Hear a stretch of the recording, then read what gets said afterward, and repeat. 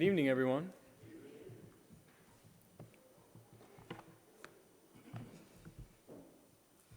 I have a question for you as we begin this evening, and a question for myself, and that is, do I have good reason for believing that God exists? You know, we tend to prioritize evidence. We tend to value reasons for what we believe, right? And I tend to be a very rational person for good and bad. I really value abstract thinking and that kind of thing. And that's what gives rise to things like Christian apologetics. And apologetics is obviously a huge thing for believers, and for good reason. Apologetics has blessed my life and continues to do so. But the thing about evidence is that there's always more of it, right? Have you noticed that in your life where there's always more evidence in favor of what you believe, but there's also always more evidence against what you believe? And the same is true for our Christian beliefs, our beliefs in God. You know, there are thousands, if not millions, of people in the world who know more about the question of whether or not God exists than I do and than you do. And they know more on both sides. They know more for and against. They know more about the resurrection of Jesus and whether or not it actually happened. They know more about the entire Christian story and whether or not it's actually true. I don't know if you've come to reckon with this, but it's something that I think about a pretty good bit, and that is, what do I do with that? How do I react to the fact that there's always going to be someone who knows more than I do about this, whatever it is, this thought, this opinion, this position, who knows more than I do, and yet disagrees with me? Because that's probably true of everything that we believe, right? There's probably someone who knows more than you do, than I do, about pretty much everything that we believe, and yet disagrees with us. So what do we do with that? One way that we can respond is just to spend our entire lives chasing down every last shred of evidence to try to discern whether or not the evidence that I hold to is correct. And some people do that, but not everyone can, and not everyone should spend our entire lives chasing down every last shred of evidence, right? So if we are not that person, what do we do? What do we do to feel justified in our belief in God? I think it's healthy to ask ourselves questions like, do I believe in God just because it makes me feel better about life? It makes me feel like there's some purpose to all of this.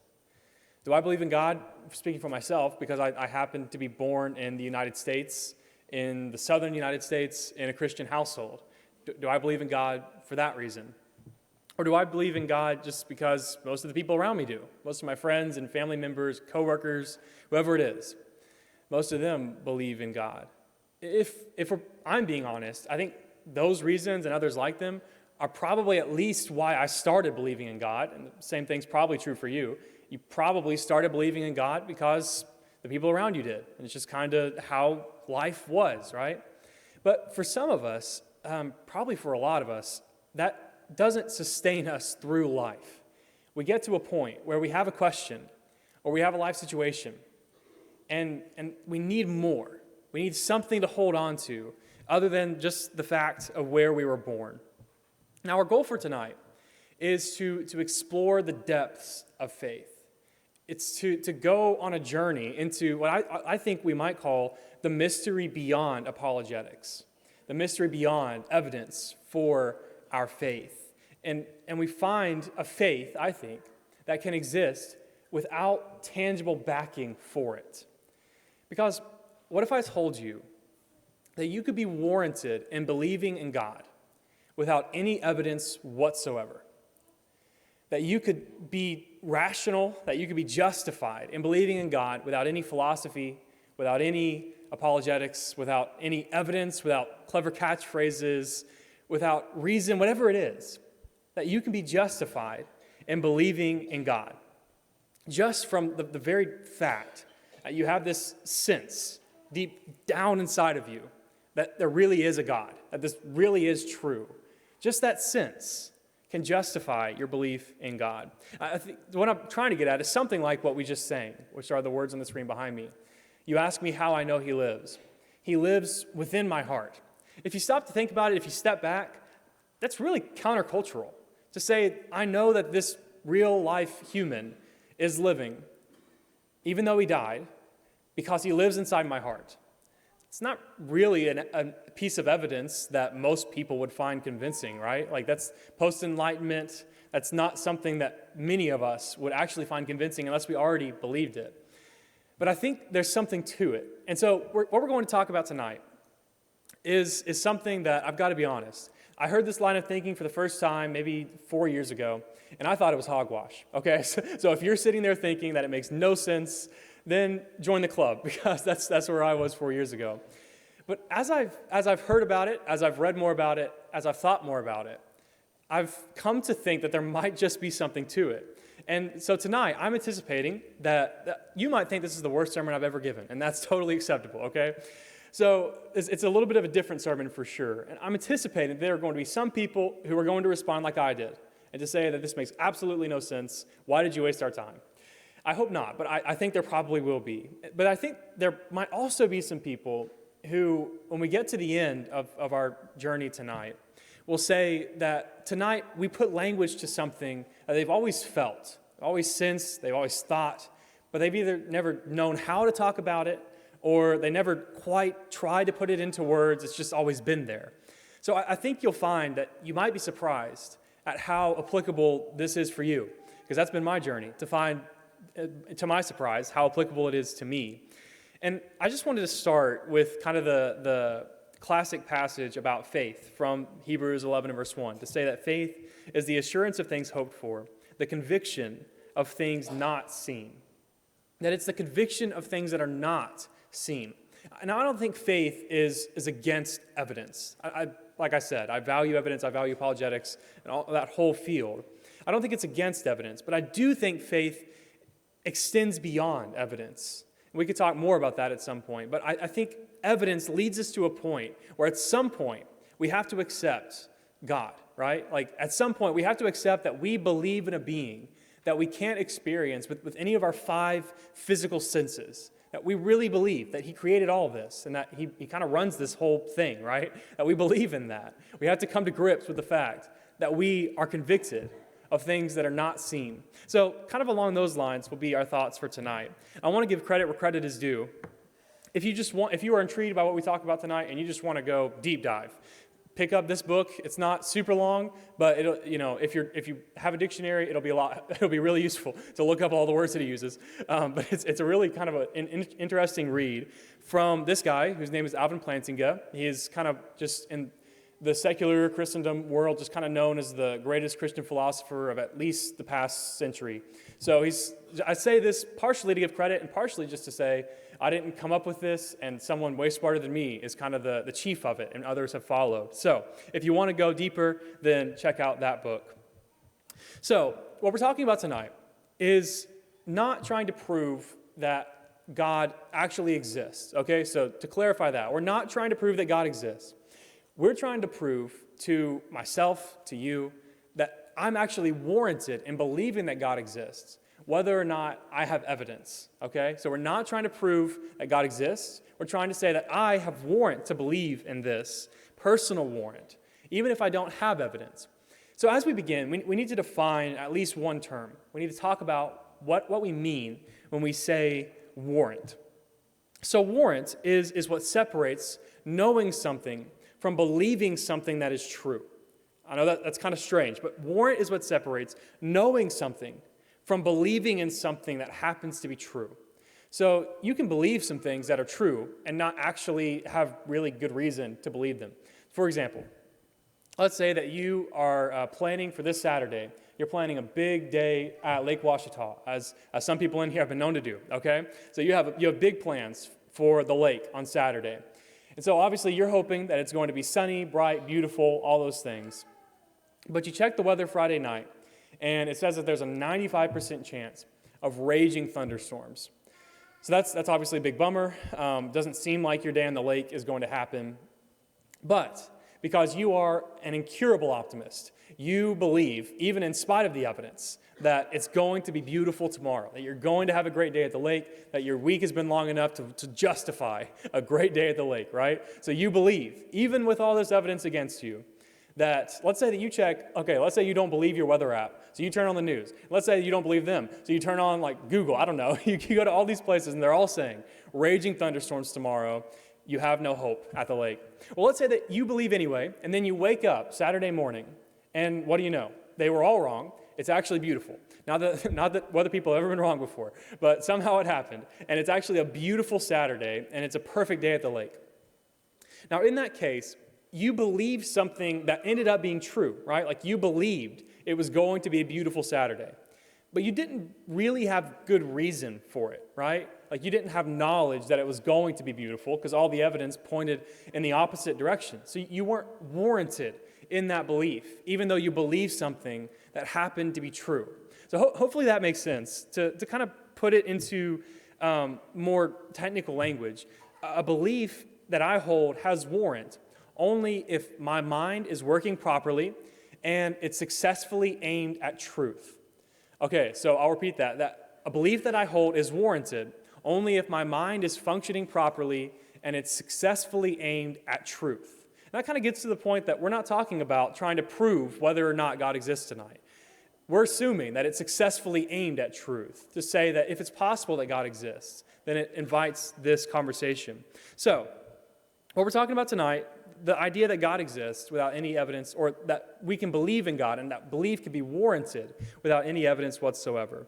So central to this idea is the idea that humans possess an innate awareness of the divine, that there's something inside of us that senses that there's something bigger than ourselves out there. If we can put this into biblical language, we might use the words of Ecclesiastes chapter 3 and verse 11. And Ken, the clickers, decided to give up for a second. So the next slide is Ecclesiastes chapter 3 and verse 11, which says that he has put eternity into man's heart, yet so that he cannot find out what God has done from the beginning to the end. If we can just borrow the words from Ecclesiastes here, I think what we're trying to say is that there is eternity in our hearts, that there's something inside of us that senses that this is not all that there is, that what we see with our eyes is not all that there is. And also in the New Testament, Romans 1, 19 through 20, says that for what can be known about God is plain to them, because God has shown it to them.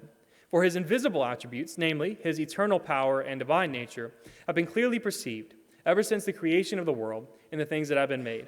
So they are without excuse.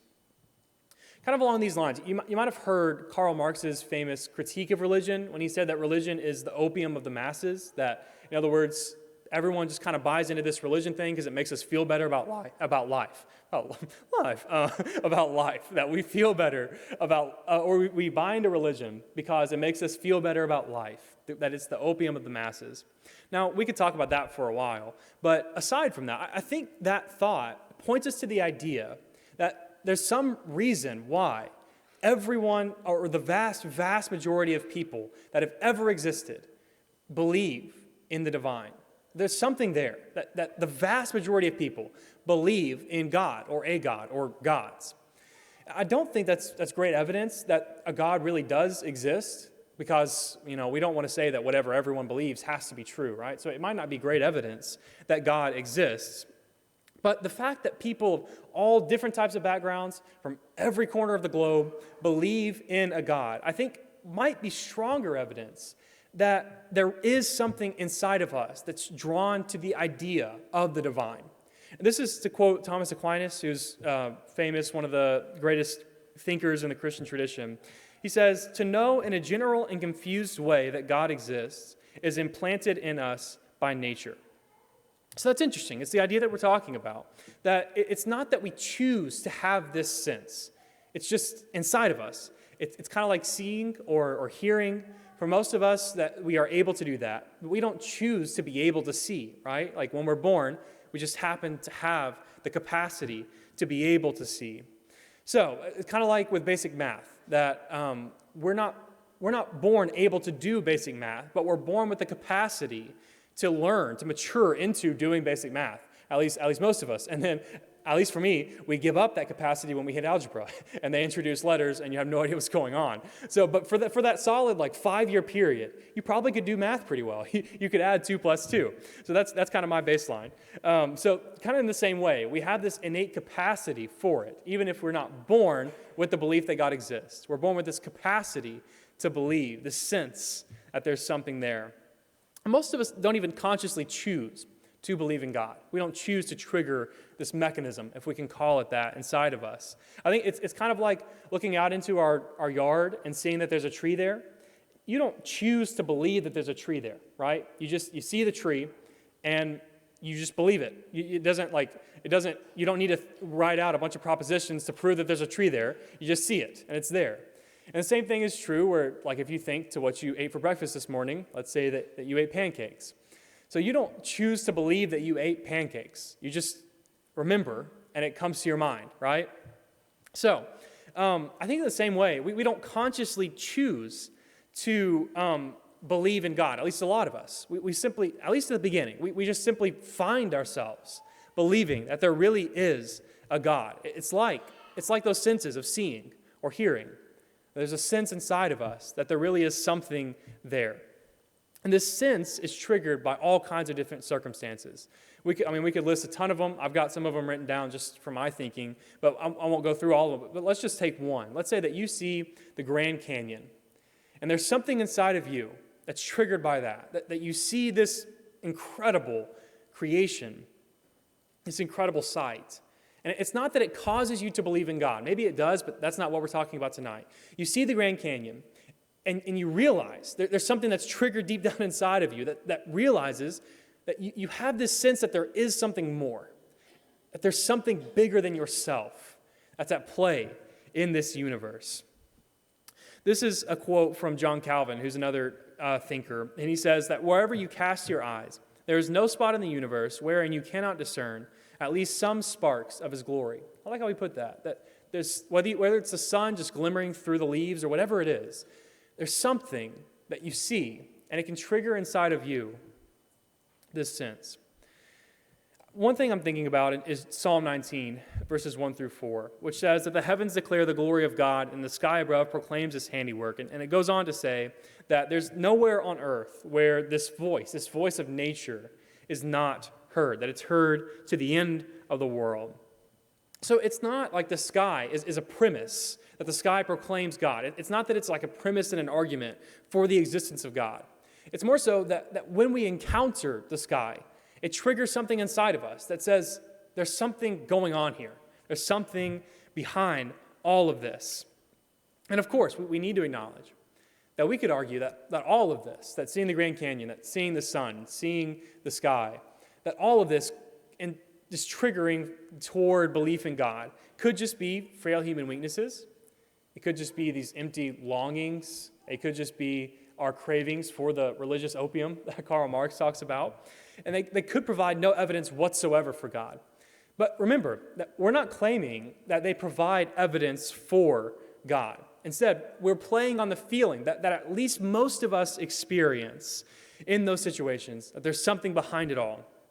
That even though we all have sin in our hearts, and that sin clouds our judgment, it clouds our desires, it clouds our intellect, even with all of that, something breaks through. Those sparks break through in some moments of our lives to say that maybe there is a God that I need to pray to in the darkest moment of my life. Maybe there really is something in the best moment of my life. Maybe this images to me that there's something out there that we might call God. Now, at the heart of this claim is what we might call basic beliefs. And these beliefs are not basic because they're uncomplicated or simple. They're basic in the sense that they are so fundamental to our existence that we're warranted in accepting them even without evidence. So you're warranted in seeing that tree and believing that the tree actually exists, right? You're warranted in that because it's so basic to your existence that it can't be separated from it. So you're warranted in believing you ate those pancakes, not because you have 40 lines of propositional proof, but because you ate the pancakes, you know? It's not that crazy. You can just believe it because you really did eat the pancakes. So as long as my mind is working properly and successfully aimed at truth, then I'm warranted in believing in those pancakes. Now, of course, sometimes we accept beliefs in this basic way that don't have warrant. Because sometimes we might, instead of being motivated by truth, I might be motivated by greed or lust or anger or grief or whatever it is. And maybe I don't want truth. Maybe I just want to preserve my self-esteem. Maybe I want to preserve my life even. So there are a lot of complicating factors here. But in an ideal world where my mind is working correctly and I'm actually successfully aimed at truth, I think we can say that we are warranted in belief in God. I know this has been a lot in a short amount of time, and so I just wanted to give you a taste so you can think on this and see if you think it's crazy or if you come to believe that it might possibly be true. But these are like 5 propositions, 5 sentences that put things, if you just want to like take a picture or go back later if you're intrigued by this and think through these really carefully. This is kind of putting it out in very, very direct language.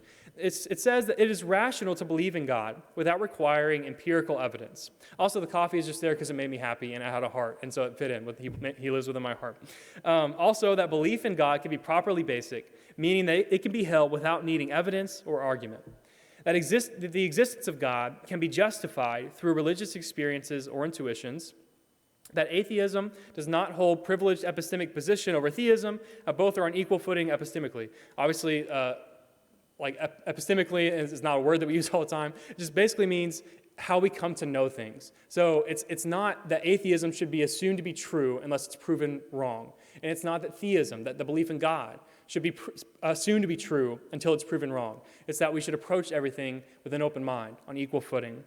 And the last that we have here is that God's existence can be inferred through rational reflection on cognitive faculties that produce belief in God.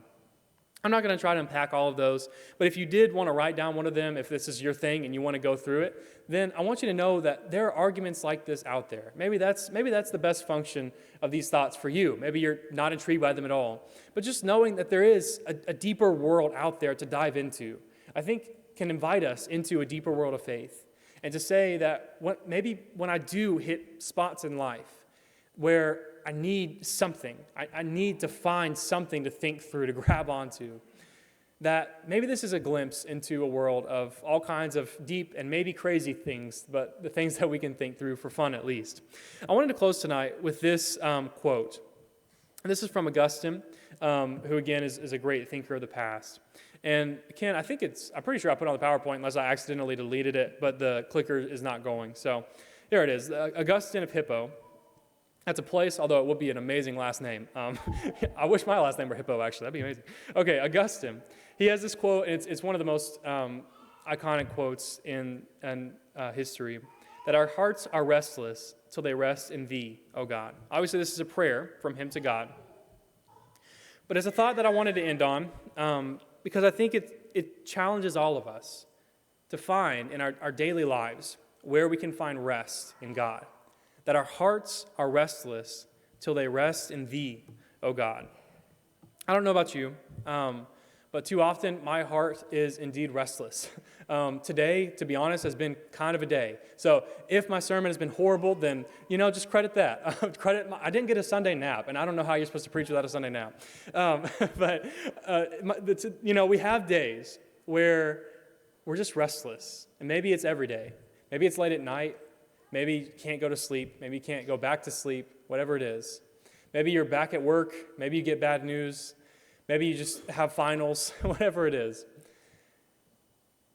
It's so hard for most of us, I think, to find true, genuine rest, to find peace, to find solace, even in our crazy world with all the crazy things that happen.